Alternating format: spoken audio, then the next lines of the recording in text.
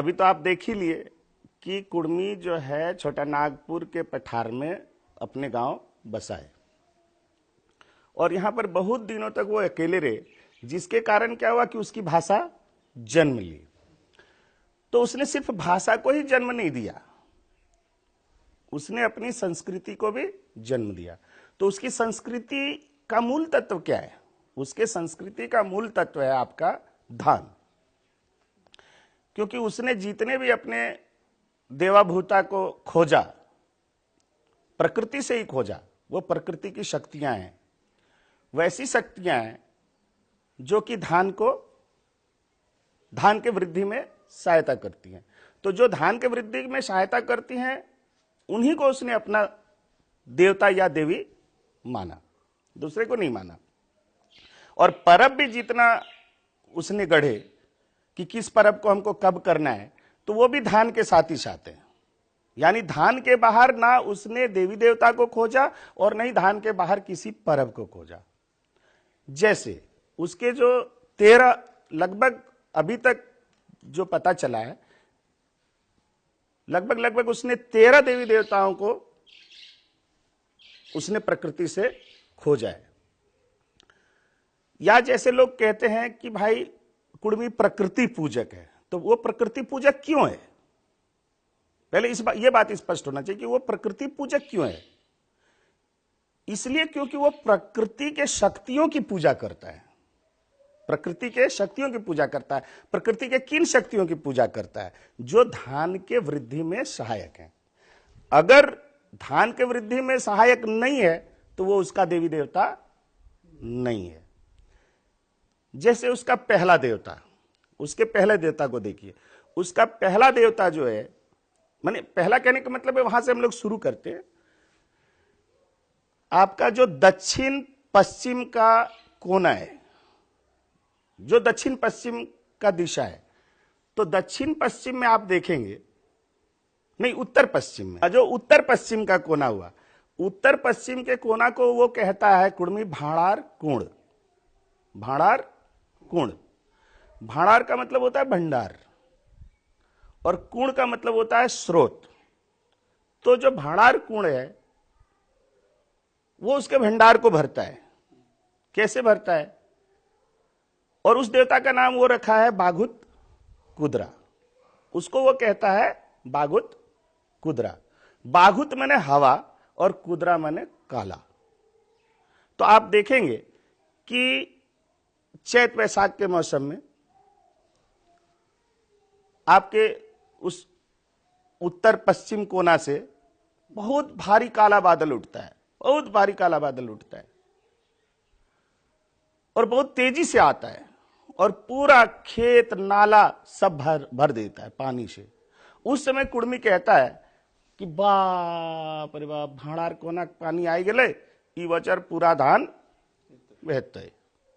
यानी उसने प्रकृति के उस ताकत को समझ लिया कि जब उत्तर पश्चिम कोना से ये काले बादल आते हैं, यानी ये बाघुत कुद्रा आता है, तो उसका धान होता है। वो उसका बहुत शक्तिशाली देवता है। तो ये प्रकृति की शक्ति है जो उत्तर पश्चिम कोना से वो बादल उठता है, उसको एक शक्ति माना और उसका नाम वो दे दिया बाघुत कुद्रा, जिसको कि वो मड़ई में थापता है। अभी तक मतलब मैं जितना भी गांव गया हूं, किसी गांव ने नहीं नकारा कि उसके गांव में बाघुत कुद्रा नहीं है। बाघुत नाम से बहुत लोग बघोत भी बोलता है, लेकिन वो बाघुत कुद्रा है। तो एक हो गया आपका। दूसरा उत्तर पश्चिम कोना में, दूसरा उत्तर पश्चिम कोना में, उत्तर पश्चिम कोना को उसने कहा झैर कुंड। झैर कुंड, झैर माने वर्षा, कुंड यानी स्रोत। तो इस कोने से भी बारिश आती है, जो उत्तर पश्चिम का कोना है। और इसका नाम जो है वो रखा दुआर सीनी या बान सीनी। दुआर सीनी या बान सीनी। तो यहां पर भी आप देखिए कि प्रकृति की वो शक्ति है जिधर से कि झैर आता है। झैर कब आता है? रोपा रोपने के बाद आता है।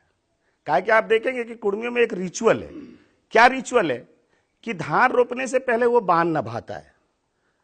गांव की माने घर की जो माने जिसका खेत होता है, तो गांव का जो महतो होता है, जो उस गांव का स्थापना करने वाला मालिक होता है, उसका खेत पहले रोपाता है। कि जो पतोहू होती है वो जाकर बांध नभाती है, जिसको कि हम लोग पांचाटी पूजा भी बोलते हैं। पांचाटी पूजा भी बोलते हैं। तो बांध नभाना मतलब क्या? नभाना माने उतारना, यानी बुलाना। यानी उस समय वो आह्वान करता है किसको? बांसिनी को, दुआरसिनी को, जो उसका उत्तर पश्चिम का देवता है, जो धान रोपने के बाद झैर के रूप में आएगा पानी, ताकि उसका धान बढ़े। तो ये दो देवता हो गए उसके, और दोनों जो है धान के साथ संबंधित है। तीसरा देखिए, धान के लिए पानी के बाद आवश्यकता होती है गर्मी की, वहां हॉटनेस भी रहना चाहिए। पानी के साथ धान वही होता है जहां पानी रेगुलर रहे। जब धान का पौधा को पानी रेगुलर मिलना चाहिए और धूप भी रेगुलर मिलना चाहिए, इसलिए वो जो है पूरब उत्तर कोना में, पूरब दक्षिण कोना में, जो पूरब दक्षिण कोना है उसका नाम वो रखता है आपका धीप कुंड। जैसे धीपल बोलता है, धीपल, धीप शब्द का मतलब होता है गर्मी, कुड़माली शब्द है, तो उसको वो बोलता है धीप कुंड। यानी जो उसका पूरब दक्षिण कोना है, वहां से गर्मी, वो गर्मी का स्रोत है, वहां से गर्मी आता है, तो उसको वो धीप कुंड बोला। और उसके देवता को वो कहता है चेड़ी गोसाई। उसके देवता को कहता है वो चेड़ी गोसाई। तीन हो गए। चौथा आपका हो गया पूरब उत्तर कोना। जो पूरब उत्तर कोना है वो उसका डीनी कुंड है, उसको वो कहता है डीनी कुंड। डीनी वो धान को कहता है, डीनी जो है वो धान को कहता है, उसको वो धान डीनी कुंड कहता है। वो उसकी डीनी देवी है, क्योंकि आप देखेंगे कि ये जो पूरब उत्तर का कोना है, उधर से रेगुलर बारिश आती है, जिसको कि हम लोग कहते हैं कि झैर आ गया, झैर आ गया, पुरवैया झैर जिसको कहते हैं, पुरवैया झैर जो है वो रहता है। या उसको आप ये कहिए कि जब चक्रवात टाइप का आता है तो 5 दिन 6 दिन लगातार पानी बरसता है, तो वो इसी कोना से आता है। यानी कुड़मी जो है जंगल में रहते रहते, खेती करते करते एक बात समझ गया था कि प्रकृति की कौन सी शक्तियां हैं जो उसके धान को बढ़ाएंगी। तो इस तरह उसने 4 कोना में 4 शक्तियों को देख लिया, 4 शक्तियों को देख लिया, और इसको अपना देवता मान लिया और उसका नाम भी दे दिया। बागुत कुदरा, दुआरसिनी या बानसीन, चेड़ी गोसाई और आपका डीनी कौन, डीनी। तो ये 4 उसके देवता हो गए। 5वां जो सबसे इंपॉर्टेंट है, इसको तो पहले ही कहना चाहिए था, लेकिन चूंकि ये कोना को पकड़े, पूरब में जो है उसका, देखिए पूरब में सूरज उगता है, उसी को उसने कहा धर्म, सूरज को ही उसने कहा धर्म राय कहता है। तो आप समझिए कि वो कह रहा है वो देवता है उसका, तो वो धर्म राय है, जिसको वो रेघा बूढ़ा भी बोलता है। रेघा माने लाइन होता है, रेघा माने कुड़माली में रेघा माने लाइन होता है, तो उसको वो रेघा बूढ़ा बोला। क्योंकि जो सूरज की किरणें जो है लाइन लाइन सी आती हैं, तो उसको लगा कि ये रेघा है, जो सीधे लाइन आता है, तो वो उसको रेघा बूढ़ा बोला, और उसको वो धर्म बोला। उसको धर्म क्यों बोला भाई? धर्म बोला, लेकिन उसका स्थापना नहीं करता है, मड़ई में उसका स्थापना वो नहीं करता है। क्यों नहीं करता है? क्योंकि वो देखता है कि वो डेली आता है और डेली जाता है, समय से आता है, समय से जाता है, और वो देखता है कि ये अगर ना उगे, और अगर ये इस दुनिया में नहीं होता, इस ब्रह्मांड में ये सूरज नहीं होता, तो यहां गर्मी नहीं होती, गर्मी नहीं होती तो हवा नहीं चलती, बारिश नहीं होती। तो ये सबसे शक्तिशाली है, वो उसको धर्म बोला। और इसीलिए वो क्या करता है? धर्म पूजा करता है। कब धर्म पूजा करता है? पीढ़ी में वो एक बार करता है। जैसे किसी का बड़ा बेटा का उसको शादी देना है, तो उस समय उसका नया पीढ़ी चालू होगा, तो उसके पहले वो उसको बलि देता है, उसका पूजा करता है। और आप देखिएगा कुड़मियों का मैक्सिमम पूजा में बलि होता है, मैक्सिमम पूजा में बलि होता है। एक कहावत भी है कुड़मियों में, कि पूजा मने पाठा और परब मने पीठा, ये उसका कहावत भी है। तो वो उसका धर्म राय है सूरज। पश्चिम में जाइएगा तो चांद राय है, क्योंकि पश्चिम में वो चांद को माना है। चांद राय हो गए, 2 शक्तियां हो गई इधर, तो 4 2 6 हो गए। 7वां उत्तर में बड़ो पहाड़ है, बड़ो पहाड़ है, पहाड़ के बिना भी बारिश नहीं होगा। और दक्षिण में है गौरैया। गौरैया यानी जो गोवंश को, जानवरों को बढ़ाता है, क्योंकि जानवर के बिना भी इसकी खेती नहीं होगी। यानी ये जो अभी तक 8 देवता जिसने इसमें माने देवी देवताओं को, वो सभी तो प्रकृति की शक्तियां ही हैं। तो चूंकि ये प्रकृति की शक्तियां हैं और वो उन्हीं की पूजा करता है, इसलिए ये प्रकृति पूजक है, और कोई दूसरा कारण नहीं है।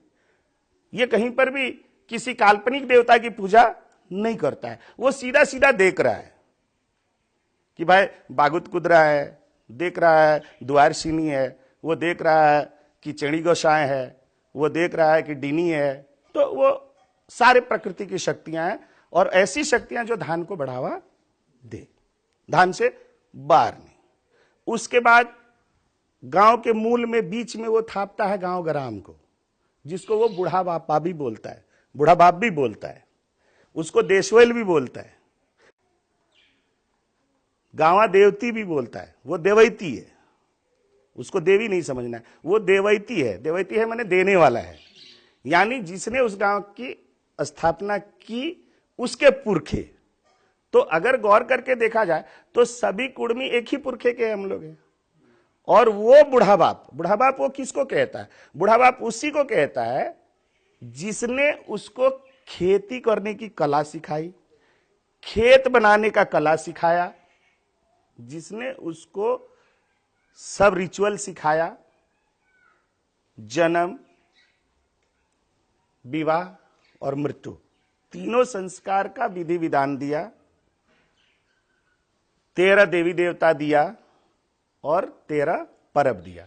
तो जिसने इस पूरे सिस्टम को स्थापित किया अपने विवेक से और प्रकृति के अनुभव से, वही उसका बूढ़ा बाप है। उसको वो अपना बूढ़ा बाप बोलता है। तो ये आपका 9वां हो गया। 10वां में महामाय, ये धरती तो, क्योंकि मां जो है किसी एक को खाना देती है और महामाय सबको खाना देती है। तो इस धरती को उसने महामाय या वसो माता माय बोला, ये हमारी वसो माता माँ है, ये हमारी धरती है, ये मेरी माँ है, क्योंकि यही सबको खाना देती है। तो ये उसका 10वां स्थापना हो गया। 11वां में है जाहिर बुढ़ी। जाहिर बुढ़ी या जाहिर थान बोलते हैं। तो जो जाहिर स्थान होता है वो, या जाहिर सारना भी बोलते हैं, कहीं के पे जाहिर सारना बोलते हैं, कहीं जाहिर थान बोलते हैं, कहीं जाहिर बुढ़ी भी बोलते हैं। अब वो कौन है भाई? तो वो है जंगल की देवी है। वो जंगल की देवी है, क्योंकि जंगल भी उसके लिए कृषि कार्य में सहायक है। उसके बाद एक है उसकी रंगो बुढ़ी, उसको बोलता है रेंगी बुढ़ी। उसके बाद है एक उसका रंगाहाड़ी। तो ये सब मिला के उसका 13 देवी देवता हो जाता है। अब यहां पर देखने से क्या पता चलता है कि एक भी उसका काल्पनिक नहीं है, सारे के सारे उसका, क्योंकि मूल काम है धान की खेती करना। तो चूंकि वो धान की खेती करता है, वो जंगल में अकेला था और उसको जंगल से धान मिल जाता है। और आपको आश्चर्य होगा ये जानकर, 1-2 धान नहीं, 1-2 प्रजातियां नहीं, उसने हजारों प्रजातियां खोजी हैं जंगल में। वो कहीं उसको बाहर से मिला नहीं था। इस छोटा नागपुर के पठार में, जिसके नाम अभी भी हैं, आप अभी भी चले जाइए जिस जिस क्षेत्र में धान की खेती होती है, और आप उनसे पूछिए कि भाई इसका लोकल नाम, क्षेत्रीय नाम क्या है। क्योंकि आजकल तो बहुत लोग हाइब्रिड धान लगाते हैं, लेकिन जो लोग देशी धान लगाते हैं उन लोगों को जब आप पूछिएगा तो वो जो भी शब्द बोलेंगे वो शब्द कुड़माली के होते हैं। तो इसका अर्थ क्या हुआ? अगर नाम कुड़माली में है तो धान भी उसी का है, क्योंकि नाम तो वही देगा ना, जो प्रोडक्शन करता है वही नाम देता है, दूसरा कहां से नाम देगा? वो सीधी सी बात है। तो वो 13 देवाभूता उसका हो गया। अब इसके 13 परब को देखिए।